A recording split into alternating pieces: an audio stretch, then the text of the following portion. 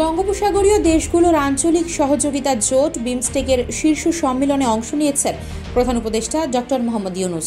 শুক্রবার সকালে ব্যাংককের শাংগ্রিলা হোটেলে আয়োজিত এই শীর্ষ সম্মেলনে যোগ দেন ভারতের প্রধানমন্ত্রী নরেন্দ্র মোদীও। সম্মেলনের সাইডলাইনে নরেন্দ্র মোদী ও ডক্টর মোহাম্মদ ইউনূসের মধ্যে দ্বিপক্ষীয় বৈঠক অনুষ্ঠিত হয়েছে। বিমস্টেকের শীর্ষ সম্মেলন শেষে শুক্রবার স্থানীয় সময় দুপুরের পর দুই প্রতিবেশী দেশের শীর্ষ নেতা বৈঠক করেন।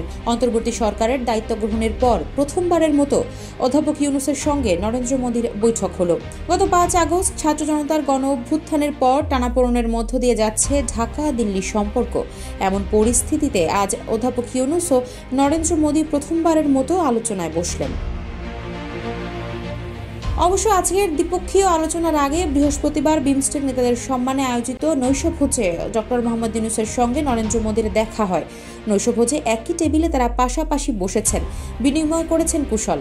নৈশভোজে ভারতের প্রধানমন্ত্রী নরেন্দ্র মোদী ছাড়াও শ্রীলঙ্কার প্রেসিডেন্ট, নেপালের প্রধানমন্ত্রী এবং দক্ষিণ এশিয়ার অন্যান্য নেতারা উপস্থিত ছিলেন।